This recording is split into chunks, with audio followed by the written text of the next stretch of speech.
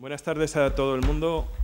Hoy tenemos el placer y el privilegio de presentar el libro Aliseti, la fugitiva del sol, de Mohamed Dogby. Junto al autor de la novela participan en este acto Cristina Fraile Jiménez de Muñana, que es la directora de la Oficina de Derechos Humanos del Ministerio de Asuntos Exteriores y de Cooperación.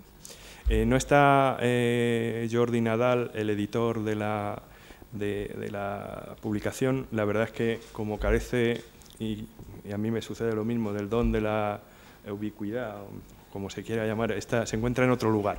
La verdad es que Jordi Nadal, y quiero aprovechar la oportunidad, es posiblemente uno de los editores más brillantes del panorama actual español. A partir de una editorial muy pequeña que se llama Plataforma, ha sabido en 6 años abrirse un campo realmente importante en la edición y sobre todo en la distribución. Yo a Jordi Nadal, al que conozco desde hace ya varios años, le tengo un especial cariño y por ello lamento que no puedan participar digamos, de su presencia aquí. Mohamed Dogby y yo mismo y Nuria Medina hemos tenido la oportunidad de hablar, de comer, almorzar con él, y la verdad es que no ha parado de hablar, así que su presencia la sentimos aquí como propia. Pero insisto, este es un gran editor y ha publicado lo que para mí es un gran libro. Y Aliseti es La fugitiva del sol. No solamente es una obra de arte, no solamente es un relato, sino que toca una cuestión que es fundamental en cuestiones de derechos humanos relativas sobre todo a los países africanos. Yo hasta hace un año era el embajador de España en Mozambique y debo destacar que la cuestión relativa al futuro de los albinos en algunos países, como puede ser el caso de Tanzania, Zimbabue o el propio Mozambique, era una situación compleja.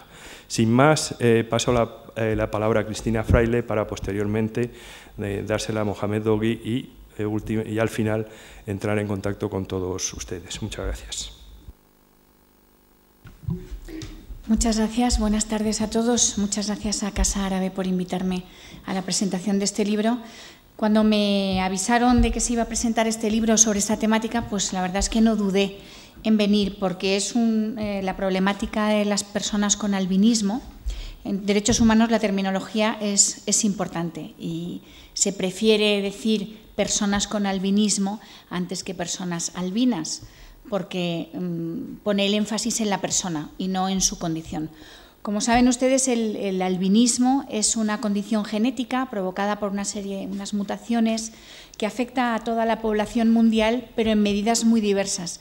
En el mundo, más o menos una de cada entre 15.000 y 20.000 personas nace con alguna de las modalidades del albinismo, que puede afectar a todas las pigmentaciones del cuerpo, de pelo, de piel y de ojos, o solamente afectar al aspecto oftalmológico. Es una condición, como digo, que afecta a todo el mundo, pero en algunos países de África esta proporción se dispara y en países como Tanzania pues es de una de cada 2.000 personas que nacen tienen esta condición. Nosotros, desde el punto de vista de los derechos humanos, lo vemos como una discapacidad, porque conlleva una serie de necesidades médicas vinculadas sobre todo al aspecto oftalmológico, al aspecto de la vista. Y desde este punto de vista son las mismas las necesidades de una persona con albinismo nacida en España que una persona nacida en Mozambique o en Tanzania.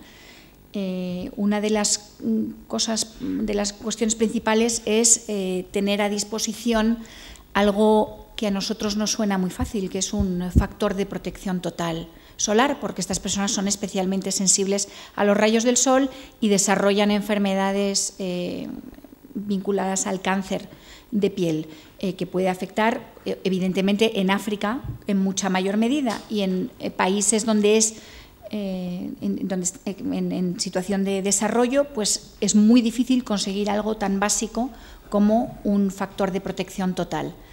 El aspecto oftalmológico de la condición médica conlleva que estas personas necesitan unas gafas especiales, bueno, protegerse del sol también, cubrirse y desarrollan condiciones oftalmológicas que les impiden ver claridad y, por lo tanto, pues para el acceso a la educación esto conlleva la necesidad de un apoyo específico, o para la integración laboral conlleva una necesidad de apoyo específico. Entonces, estas cosas, que en principio no plantean grandes problemas, son simplemente apoyos a necesidades derivadas de una discapacidad física, en países en desarrollo pues son muy problemáticas y conllevan, además de todo lo que estoy contando, una discriminación por la creencia muy extendida de que estas personas son diferentes. Y en zonas rurales, de manera más grave, se considera, pues están vinculadas a temas de brujería y de curanderismo. Se considera que son personas distintas de los negros y distintas de los blancos, son como fantasmas y están sometidas a situaciones de exclusión social muy graves y de discriminación. Y la forma más grave de la discriminación es la violencia contra estas personas. Y entonces hay casos muy graves en determinados países por estas creencias ancestrales de violencia para amputación de miembros porque se considera que tienen poderes mágicos, y también de violencia sexual, porque en algunas zonas está muy extendida la creencia de que el SIDA se cura manteniendo relaciones con una mujer con albinismo. Entonces, ha habido movimientos importantes. El movimiento asociativo ha sido importante en este sector. Existen asociaciones de personas con albinismo en la mayoría de estos países. Algunas de ellas han tenido apoyo de la Oficina de Derechos Humanos a través de nuestro programa de subvenciones para dar visibilidad a este problema y concienciar. Sobre todo es muchas veces una cuestión de información, ¿no? Del conocimiento científico de esta condición genética, para comprender que no es más que eso, nada más, ¿no?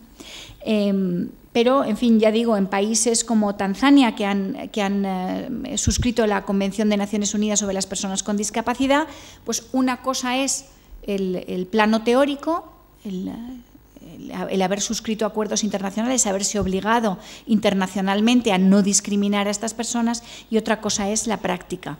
Entonces, me interesa muchísimo el planteamiento de esta novela de Mohamed Doghi. Le agradezco muchísimo que se haya interesado por esta temática, con una dimensión, como digo, muy clara de derechos humanos, y lo leeré con enorme interés. Y sin más, pues le dejamos la palabra al autor. Muchas gracias, Cristina. Mohamed Doghi es un poeta y novelista tunecino de expresión en castellano. Fue ganador en 2009 del segundo certamen internacional Cuentos del Estrecho, con su obra Mamadou y los verbos españoles.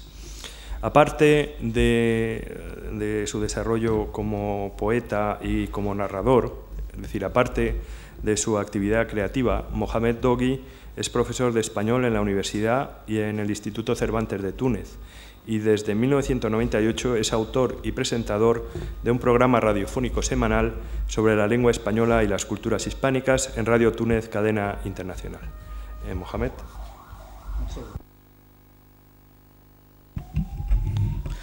Buenas tardes a todas y a todos. Antes de proceder a la presentación de esta novela, Alicet y la fugitiva del sol, permítanme primero expresar mi hondo reconocimiento a mi editor, don Jordi Nadal, y a todo su equipo de plataforma editorial, así como a Ramón Linfante, por sus valiosas ilustraciones artísticas que acompañan armoniosamente mi texto literario. Permítanme asimismo expresar mi alta consideración a Casa Árabe, este ilustre espacio de encuentro y de diálogo multiculturales, en la persona de su director general, el señor don Eduardo López Busquets, expresarle a él y a todo su equipo colaborador, especialmente a doña Nuria Medina y doña Irene Quintana, mi consideración por haber acogido y organizado óptimamente este evento. Quisiera también expresar mi elevada consideración a la señora doña Cristina Fraile Jiménez de Muniana, directora de la Oficina de Derechos Humanos del Ministerio de Asuntos Exteriores y de Cooperación, quien junto a don Eduardo López Busquets han realzado este acto de presentación con su participación activa en el mismo. Y por último, quisiera agradecerles a todos ustedes en general por haberme honrado con su presencia en este acto, gracias al cual acabo de tener la oportunidad de reencontrarme con familiares, así como viejos amigos, tanto españoles como tunecinos, a los que echaba mucho de menos. Alicetti, La fugitiva del sol, es mi segunda novela. La primera, titulada Mamadou y los verbos españoles, fue editada en 2010 en Cádiz por la Fundación Dos Orillas. He de reconocer que me cuesta mucho trabajo hablar de mis propias obras. Prefiero que las presenten los críticos literarios, y ello por dos razones fundamentales. Por un lado, porque el crítico literario es siempre menos subjetivo que el autor de la obra. Y por otro, porque el crítico literario es capaz de detectar en la obra, otras dimensiones que hayan podido pasar desapercibidas a su propio autor. De todos modos, hoy me toca a mí hacerlo y espero estar a la altura de este cometido. Pero para no aguarles la lectura de la novela, no voy a resumirla ni tampoco a contarles su argumento, sino que me limitaré a indicarles a modo de reseña lo siguiente. Elikana nació en medio de un extenso páramo inhóspito y desolado. En cuanto a Selemani, apenas abrió los ojos, se vio en un cuadrilátero obligado a combatir sin ninguna protección, combatir contra un púgil con puños de hierro.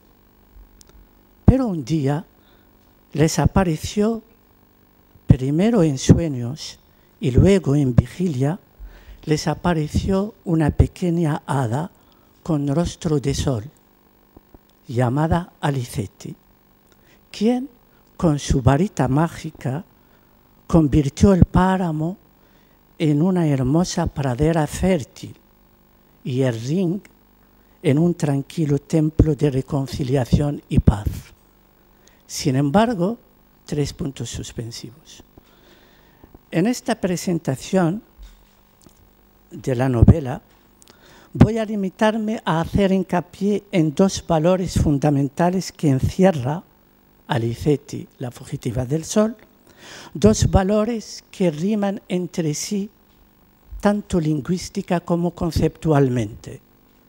Se trata del dolor y del amor.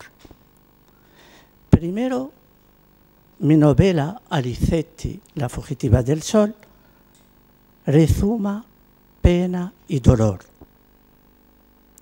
Por la vida de sus protagonistas, las desgracias se suceden como centinelas fieles y concienzudos. A cada personaje de esta novela se le aplica ajustadamente el siguiente soneto de Miguel Hernández, y cito: un brío por la pena casi bruno, porque la pena tizna cuando estalla, donde yo no me hallo no se halla, pena mi batalla, perro que ni me deja ni se calla, siempre a su dueño fiel, pero importuno. Cardos y penas llevo por corona, cardos y penas siembran sus leopardos y no me dejan bueno hueso alguno. No podrá con la pena mi persona, rodeada de penas y cardos, cuánto penar para morirse uno.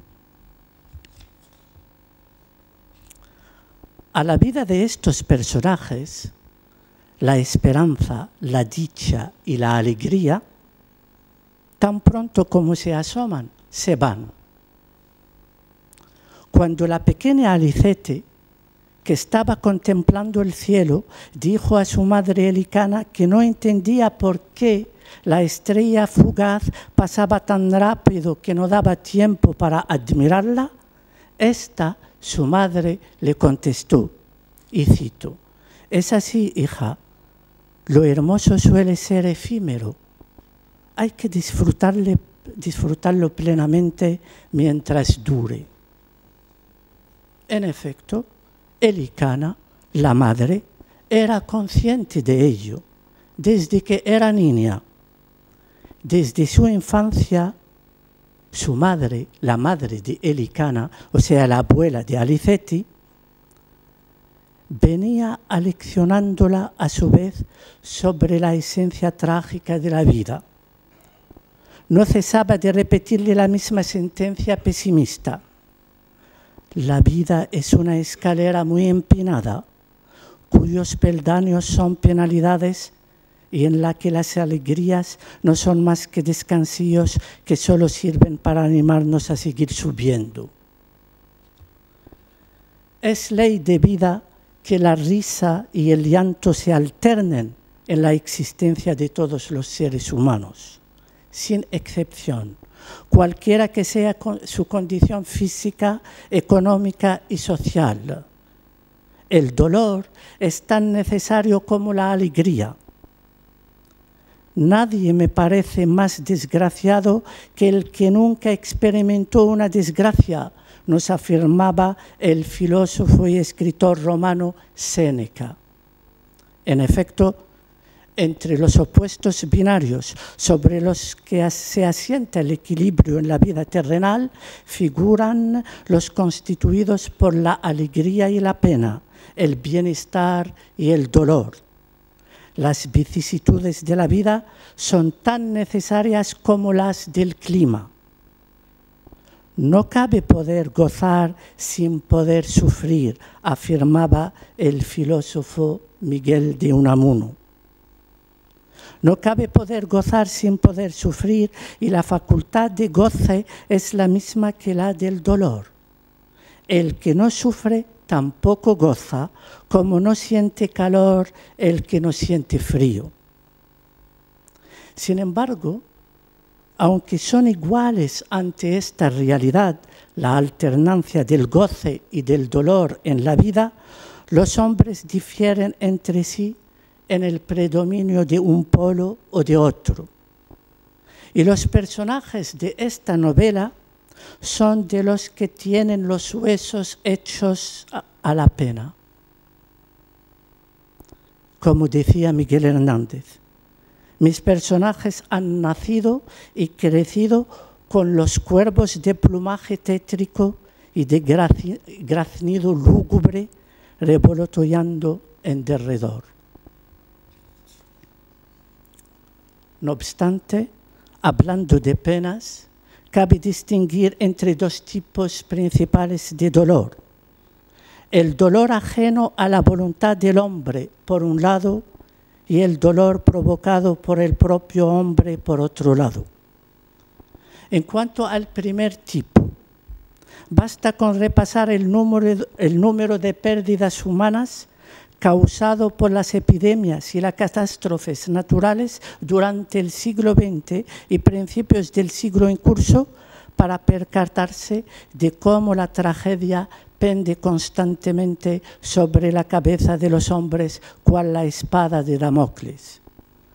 La llamada gripe española de 1918 mató a más de 50 millones de personas. El terremoto de Haití de 2010 causó entre 150.000 y 200.000 muertes. El tsunami del Océano Índico de 2004 cobró la vida a unas 230.000 personas. Las inundaciones de Pakistán de 2010, aparte de los millares de muertos que engendró, dejó sin hogar a más de 10 millones de personas. el terremoto de Japón de 2011 causó 20.000 muertos, etc. Y para colmo de males, como si estas catástrofes naturales constantes no fueran suficientes, el mismo hombre provoca otras calamidades a menudo más trágicas que aquellas. Basta con repasar la historia reciente de la humanidad o leer las noticias de un día cualquiera para averiguar que la gran mayoría de las desgracias ocurridas a los hombres las han provocado otros hombres. La Segunda Guerra Mundial causó entre 50 y 70 millones de víctimas mortales. Unos 2 millones de camboyanos fueron exterminados entre 1975 y 1979 por el régimen de los Jemeres Rojos. Se calcula entre 800.000 y 1 millón el número de víctimas del genocidio llevado a cabo en 1994 por el gobierno tiránico de Ruanda contra la población tutsi. En tan solo 2 años, la guerra civil en Siria ha causado casi 100.000 muertos y 1 millón de desplazados. Unos 5 millones de judíos fueron exterminados por el régimen nazi de Hitler. En 1982, unos 2.500 palestinos, entre niños, mujeres, jóvenes y ancianos, fueron masacrados masivamente bajo orden del gobierno israelí en los campamentos de refugiados de Sabra y Shatila de Beirut Oeste. Unos 8.000 bosnios de Srebrenica conocieron la misma suerte en julio de 1995 por el régimen serbio, etcétera, etcétera. Sin embargo, los que sufren no adoptan la misma actitud hacia ambos tipos de tragedias. Por regla general, se asume mejor el sufrimiento causado por la fatalidad y por la naturaleza que el procedente de la actitud irresponsable, egoísta y malvada de los hombres. En efecto, el segundo dolor, el provocado por los hombres, lo agudizan los sentimientos de indignación y de rabia al saber que la tragedia hubiera podido ser evitada. Por ejemplo, los daños provocados por un terremoto duelen menos que los causados por una guerra. La muerte de un ser querido duele menos si es natural o causada por una enfermedad incurable que si es provocada en la carretera por un conductor borracho. Pero el colmo de la desdicha para uno se da cuando al dolor causado por una desgracia natural o por la fatalidad viene a sumarse otro dolor provocado por la locura de los hombres. Y es lo que sucede en esta novela, es lo que sucede a la pequeña Alicetti. Aparte de haber nacido con una patología grave, vive constantemente amenazada por los temibles traficantes de órganos humanos.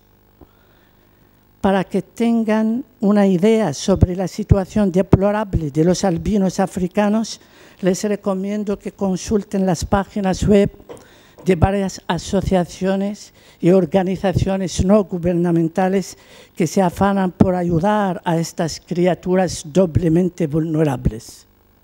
Entre los proyectos dignos de ser alabados y alentados, cito el denominado Corazones Albinos, ideado y puesto en marcha por Ana Palacios, Paloma Calvo Muñoz y Luis Ortego. Esta novela rezuma pena y dolor, les advertía al principio. Y yo sé, como advierte el mismo Miguel Hernández, que ver y oír a un triste enfada.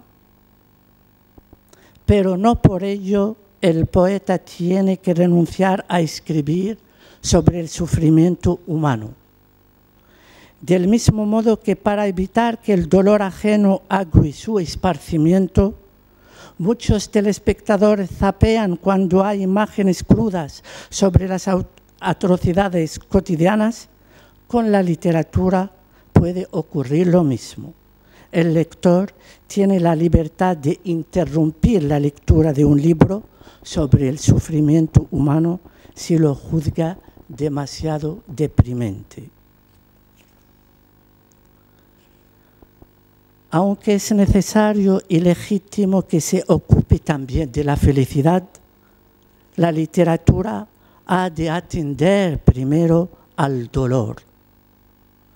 El dolor, tanto el dolor propio como el dolor ajeno. El dolor ha de ser prioritario a la felicidad, no solo porque siempre es más intenso que esta última, sino también porque, contrariamente a la dicha, a la felicidad, cada pena es única, es sin par. El novelista ruso León Tolstoy afirmaba en su novela Ana Karenina que todas las familias felices se parecen unas a otras, mientras que las desgraciadas lo son cada una a su manera. Por otro lado, por regla general, la fibra sensible del poeta vibra más con el sufrimiento que con la felicidad. El poeta cubano José Martí afirmaba que jamás sin dolor profundo produjo el hombre obras verdaderamente bellas.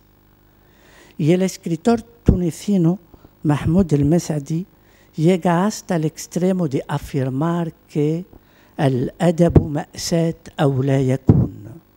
La literatura no es otra cosa sino la expresión de lo trágico. Pero personalmente, cuando trato del sufrimiento humano, no lo hago movido por ningún afán tremendista. Aunque el dolor de los personajes de esta novela puede aparecer muy novelesco, muy exagerado, les aseguro que la realidad supera la ficción. Por muy talentoso que sea el escritor, nunca podrá expresar fielmente la inmensa desolación de alguien que acaba de ser fulminado por un suceso calamitoso. Cuando en esta novela, hablando de una de las desgracias que llovían incesantemente sobre la familia, escribo que le secretó a Selemani una acidez tan hirviente que corroería el acero más resistente, y a Elicana le atravesó el vientre de punta a punta como un certero e instantáneo golpe transversal de una espada candente, les aseguro que me he quedado corto. Mis personajes no son extraterrestres, sino seres de carne y hueso, y las calamidades de las que son víctimas acontecen constantemente en la vida real. Mamadou, el protagonista de mi primera novela, no es más que un representante de miles de inmigrantes subsaharianos y magrebíes que, huyendo de la estrechez, les cae la vida en el fondo del estrecho, como reza la dedicatoria del libro. Alicete, la heroína de esta segunda novela, representa a miles de africanos albinos que están condenados desde su nacimiento a vivir como fugitivos. Aparte de ser presas de una naturaleza y de una fatalidad hostiles, ambos, Mamadou y Alicete, han nacido como el toro para el luto y el dolor. Estos dos personajes son víctimas del egoísmo y de la maldad humana. Uno era víctima de los traficantes, de los inmigrantes clandestinos, la otra de los traficantes de órganos humanos. A través de mis escritos, acudo al lado de los que sufren, como Mamadou y Alicete, pero no lo hago nunca por compasión, sino más bien movido por un doble deber, el deber del compromiso social por un lado y el deber del amor a la humanidad por otro lado. Me impongo a mí mismo ambos deberes para realizarme, para no arruinarme como hombre, para no deshumanizarme. Y dado que ni el dolor ni el amor entienden de fronteras, cual un voluntario de la Cruz Roja o de la Media Luna Roja, acudo sin titubear al lado de los desdichados, sin importarme su etnia, religión, raza o ideología. Y hago mía la frase del escritor libanés Gibran Khalil Gibran: la tierra es mi patria, la humanidad mi familia. Y aparte de su finalidad estética e intimista, el arte ha de cumplir también una función social y utilitaria. La estética no debería desvincularse de la ética. El artista en general y el poeta en particular tienen que asumir un compromiso social. Gabriel Celaya llega hasta el extremo de maldecir la poesía de quien no toma partido hasta mancharse. El arte, pues, no ha de limitarse a la intimidad de su autor, sino que tiene que ser solidario, abarcando los sufrimientos de los demás. Hago mías las faltas, siento en mí a cuantos sufren, y canto respirando, canto y cantando más allá de mis penas personales me ensancho, afirmaba el mismo poeta Gabriel Celaya. En efecto, aunque viva en un mundo apartado, ubicado allende la luna, y es absolutamente comprensible y legítimo, el poeta no debe hacer la vista gorda a las miserias que ocurren en el mundo de acá las estrellas. Vete a mirar a los mineros, los hombres en el trigal, y cántale a los que luchan por un pedazo de pan, le recomendaba al poeta, otro poeta, el argentino Atahualpa Yupanqui. De lo contrario, de tanto mirar la luna, ya nada sabes mirar, eres como un pobre ciego que no sabe a dónde va. Dicho compromiso social consiste primero en levantar acta de la condición humana de los desdichados. El Premio Nobel de Literatura, Camilo José Cela, afirmaba, y cito, la más noble función de un escritor es dar testimonio como acta notarial y como fiel cronista del tiempo que le ha tocado vivir. Y es lo que he intentado hacer en mis dos novelas. He intentado levantar acta de dos categorías de hombres que sufren por culpa de otros hombres despiadados. Solo soy alguien, afirmaba el otro Premio Nobel de Literatura, el portugués José Saramago, solo soy alguien que al escribir se limita a levantar una piedra y a poner la vista en lo que hay debajo. No es culpa mía si de vez en cuando me salen monstruos. Fin de cita.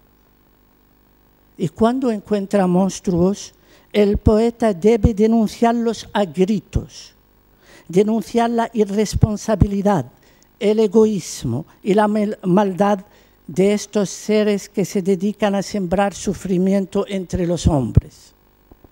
El mismo escritor portugués, José Saramago, declaraba y cito, estar siempre al lado de los que sufren y en contra de los que hacen sufrir.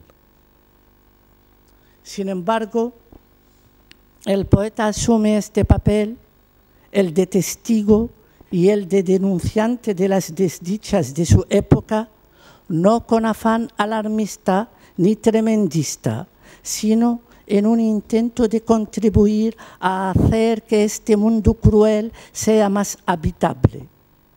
Fíjense cómo Blas de Otero nos daba cuenta de los sufrimientos que veía en su entorno, al mismo tiempo que expresaba su fe en la posibilidad de una convivencia pacífica entre los humanos. Cito, creo en el hombre. He visto espaldas astilladas a trallazos, almas cegadas avanzando a brincos, Españas a caballo del dolor y del hambre. Y he creído, creo en la paz. He visto altas estrellas, llameantes ámbitos amanecientes, incendiando ríos hondos, caudal humano hacia otra luz. He visto y he creído. Creo en ti, patria. Digo lo que he visto. Relámpagos de rabia, amor en frío y un cuchillo chillando, haciéndose pedazos de pan. Aunque hoy hay solo sombra, he visto y he creído. La pena duele y el dolor hace gritar. Y el poeta, por tanto, no debe hacer oídos sordos a las quejas de los que sufren. El poeta debe acudir a los doloridos para estar a su cabecera y acompañarlos en su soledad. Los dichosos, los felices, podrían prescindir de estar acompañados. La dicha, la felicidad por sí sola basta para hacerles compañía. Sin embargo, los que sufren, si no están acompañados, sufren doblemente, porque aparte del dolor moral de la tragedia, los atormenta la soledad. Sobre la pena duermo solo y uno, nos decía Miguel Hernández. Agudizan la soledad de los que sufren, la indiferencia y la incomprensión de los demás.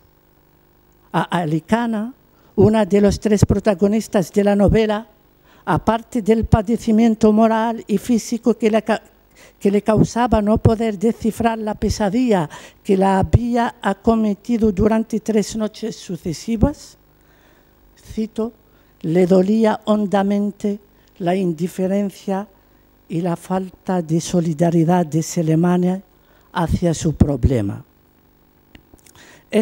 Slemani, tenía el pensamiento absorto en algo más tangible que el mundo onírico de su esposa, ignorando que a esta la pesadilla le quedó tan atrancada en alguna vena cerebral que amenazaba con producirle una embolia. Fin de cita. Y a las personas que sufren en África y en otros rincones del planeta, les duele también la indiferencia y la falta de solidaridad de la comunidad internacional. La comunidad internacional absorta más en su bienestar que en las penas ajenas. Apuri, la protagonista española de mi primera novela, Mamadou y los verbos españoles, que conocía profundamente la cruda realidad cotidiana de la gente muy humilde de Mali, donde trabajaba como cooperante, a Puri le produjeron náuseas 2 reportajes que estaba leyendo en una revista del corazón. Uno sobre un centro de belleza para perros y otro dedicado a una agencia de viajes alemana que ofrecía vacaciones para peluches. El responsable de la agencia afirmaba que se trataba de una buena oportunidad para que dichos peluches experimenten algo diferente. Los ositos pasan una semana de pura acción, recorriendo la ciudad de Múnich, jugando con otros peluches, visitando tradicionales lugares de la ciudad, yendo a picnic con otros animalitos de felpa o simplemente asistiendo al Oktoberfest. El paquete turístico de 7 días cuesta 99 € para osos locales, 129 € para los osos provenientes de otros lugares de la Unión Europea y 149 € para los peluches que llegan desde otros continentes. Al ser conscientes de que sus gritos son vanos, que no producen ecos, los que sufren acaban refugiándose en el silencio. Acaban refugiándose resignadamente en el silencio. Y su silencio es aún más ensordecedor que sus gritos y lamentos. Después del no estridente, del no volcánico que había lanzado al aire, Elikana, abatida, y cito, se enterró en su casa y aquel no fue la última palabra que se le oyó decir. Y es ahora o nunca cuando el poeta ha de intervenir. El poeta, como afirma Gabriel Zelaya, está obligado a dar voz a los vencidos, a los mudos. La pena duele y el dolor hace gritar. La pena duele también y el dolor hace llorar. Pero mis personajes cuando lloran, lloran siempre en soledad. Un día, mientras Elikana estaba sola en la cocina, la ansiedad le embargó tanto el ánimo que prorrumpió en sollozos. Interrumpió los quehaceres domésticos y cerró enseguida la ventana para que no la oyeran los vecinos. Una noche, el otro protagonista, Selemani, se retiró a su dormitorio y allí prorrumpió en sollozos también, con gran desconsuelo, como un crío. La rabia, la desolación, el desaliento, la soledad, anidados en su pecho desde hacía tiempo, se activaron de pronto y cual átomos de una molécula explosiva se enlazaron produciendo una gran ebullición. Mis personajes lloran cuando su alma queda totalmente anonadada por el peso agobiante de la pena.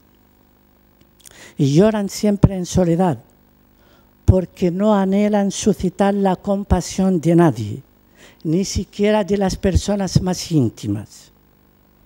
Pero su desolación es tan honda que no pueden evitar que con su llorar las paredes, los muebles y los demás objetos inanimados que los rodean enternezcan su natural dureza y la quebranten, como decía Garcilaso de la Vega. En el cementerio, y cito, Elikana le pidió a Selemani que la dejara un momento sola. Se sentó a ras de la tierra con la que acababan de cubrir a su madre. Sacó del bolso un cuadernillo y una pluma y se puso a escribir. Sus lágrimas llovían sobre el papel, haciendo que las palabras se enternecieran tanto hasta desdibujarse. Y el poeta comprometido es aquel que da voz a los gemidos mudos de los que sufren. Es aquel que llora alto por los que lloran en silencio. He señalado al principio de esta presentación que esta novela, Alicet y la fugitiva del sol, rezuma pena y dolor. Y ahora permítanme completar la frase afirmando que la novela rezuma pena y dolor y también afecto y amor. En efecto, igual que mi primera novela, Mamadou y los verbos españoles, dicho dolor gira siempre en torno a un eje principal, el amor. Cuando el dolor llega a su paroxismo, genera angustia y puede llevar a la desesperación total y puede llevar incluso al suicidio. Escuchemos a Miguel Hernández, el poeta de la pena y del dolor por excelencia. Hoy estoy sin saber, yo no sé cómo. Hoy estoy para penas solamente. Hoy no tengo amistad. Hoy solo tengo ansias de arrancarme de cuajo el corazón y ponerlo debajo de un zapato. Hoy reverdece aquella espina seca. Hoy es día de llantos en mi reino. Hoy descarga en mi pecho el desaliento, plomo desalentado. No puedo con mi estrella y me busco la muerte por las manos, mirando con cariño las navajas, y recuerdo aquel hacha compañera y pienso en los más altos campanarios para un salto mortal serenamente. Yo nací en mala luna. Tengo la pena de una sola pena, que vale más que toda la alegría. Cuanto más me contemplo, más me aflijo. Cortar este dolor, ¿con qué tijeras? Ayer, mañana, hoy, padeciendo por todo, mi corazón, pecera melancólica, penal de ruiseñores moribundos, me sobra el corazón. Hoy descorazonarme, yo el más descorazonado de los hombres, y por el más, también el más amargo. No sé por qué ni cómo me perdono la vida cada día. Miguel Hernández se pregunta al final de este triste poema, ¿por qué, pese a ser el más apenado de todos los hombres, se perdona la vida cada día? La respuesta, a mi entender, radica en la omnipresencia del amor. El amor tanto en su corazón como en los de los suyos. El único capaz de evitar el desenlace fatal es el amor. El amor del que sufre hacia otros y el amor de los otros hacia el que sufre. El amor es el único aguijón que estimula a seguir avanzando en medio de esta jungla en la que pululan las malezas espinosas y los lobos feroces. Gracias al amor, y aunque fue criada en un ambiente que infundía constante e inevitablemente el sentimiento trágico de la vida, Elikana, la madre de Aniceto, empezó a ver la vida de color verde lozano, y cito: a pesar de la deforestación voraz que la sequía había provocado en el paisaje, Elikana veía todos los páramos de su derredor de color verde.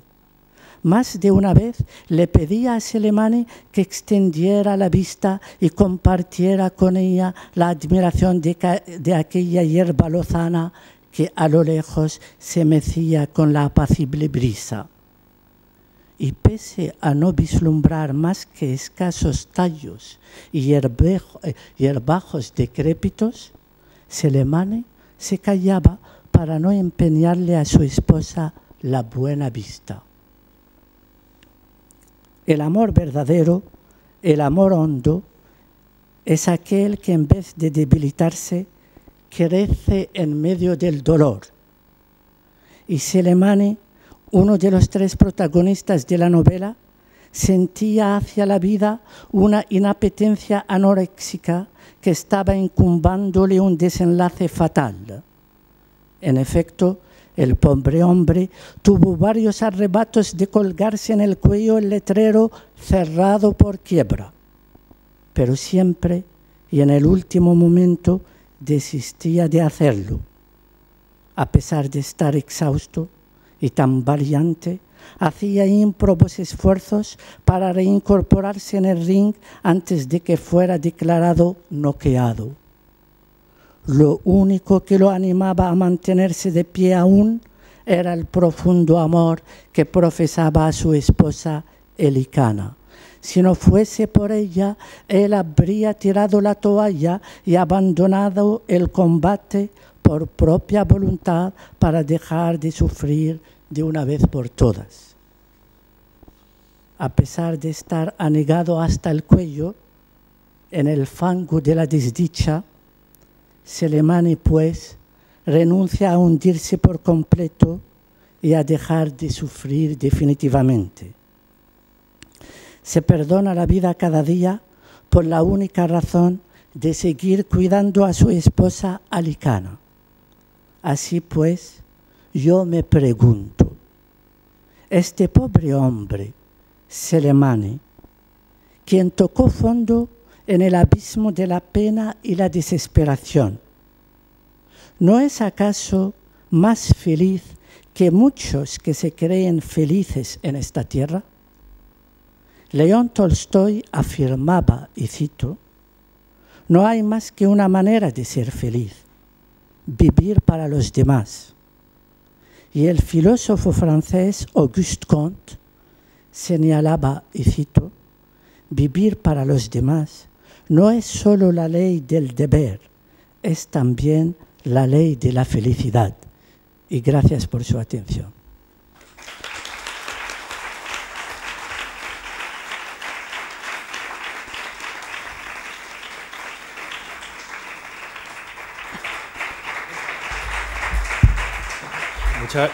Muchas gracias, Mohamed.